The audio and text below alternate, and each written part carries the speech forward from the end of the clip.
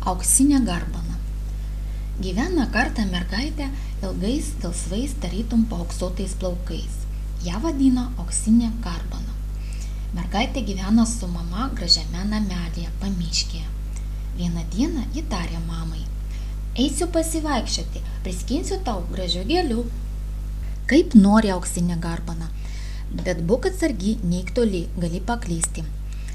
Auksinė garbana pasiėmė pintinėlį ir išėjo. Prie namų jis skynė gražias ramunės, paskui truputėlį toliau rado rugiagėlių, dar toliau aguonų. Bėgiodama nuo gėlės prie gėlės, auksinė garbana nepajuto, kad praėjo daug laiko. Ji pavargo ir labai išalko. Laimiai pamatė nedidelę trobelę. Pro rakto skylutę pažvelgė vidun, trobelėje nieko nebuvo. Jis stumtelėjo duris ir įėjo. Viduje stovėjo didelis stalas, ant kurio buvo 3 lėkštės, pilnos ryžių sriubos su medum. Didelė lėkštė, vidutinė lėkštė ir visai maža lėkštelė. Prie stalo stovėjo 3 krėslai. Atrodė labai patogus. Didelis krėslas, vidutinis krėslas ir visai maža kėdutė. Auksinė garbana atsisėdo į didįjį krėslą, bet jis buvo per kietas ir nepatogus. Ji atsisėdo į vidutinį krėslą, bet pagalvėlė buvo per minkšta ir slidi.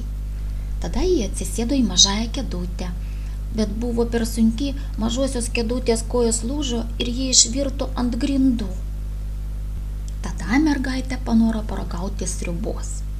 Pasėmė šaukštą sriubos iš didžiausios lėkštės, bet sriuba buvo karšta ir ji nusiteikino. Paragavo sriubos iš vidutinės lėkštės, bet ši buvo sūri. Pagaliau paragavo sriubos iš mažiausios lėkštutės. Buvo taip skanu, kad auksinė garbana suvalgė viską iki paskutinio lašelio. Mergaitė buvo labai pavargusi ir užsinorėjo miego. Ji užlipo į miegamąjį, kuriame išvydo 3 lovas. Didelė lova, vidutinė lova ir visai maža lovytė. Ji pamėgino atsigulti į didžiąją lovą, bet buvo per karšta ir nepatogu. Pamėgino atsigulti į vidutiniąją lovą, bet antklodė buvo per šiurkšti, negalėjo užmigti. Tada ji atsigulė į mažąją lovytę. Čia jai buvo labai patogu ir ji greitai užmigo. O lokių šeimyna, kuri gyvena šioje trobelėje, vakarop grįžo pasivaikščiojusi. Vos praverė duris, lokiai iškart pajuto, kad trobelėje kažkas yra ir pradėjo šniukštinėti, ieškoti. "Kažkas judino mano krėslą", storu balsu suriaumojo tėtė Lokys. "Kažkas lietė mano pagalvėlę", vidutinio storumo balsu sušuko mama Lokienė.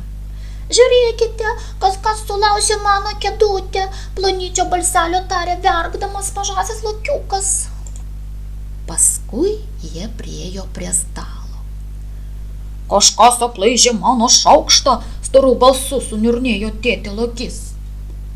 "Kažkas lietė mano lėkštę", vidutinio storumo balsu ištarė mama Lokienė.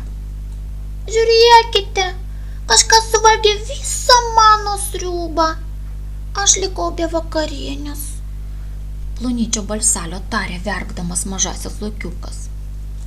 Tada lokiai užlipo į miegamąjį. Tėtė Lokys sustinėjo, niurnėjo storu balsu. "Kažkas gulėjo ant mano pagalvės." "Kažkas nutraukė mano antklodę", vidutinio storumo balsu tarė mama Lokienė.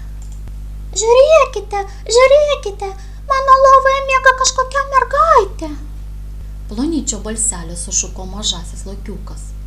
Išgirdusi lokių balsus, auksinė garbana atsimerkė, išvydo prie jos palinkusius 3 lokius ir labai išsigando. Ji akimirksniu pašoko iš lovos, išsiropštė per langą ir nubėgo į mišką. Net neatsigręždama parbėgo namo. O lokiai daugiau nekad savo trobelėje nebegirdėjo auksinės garbanos.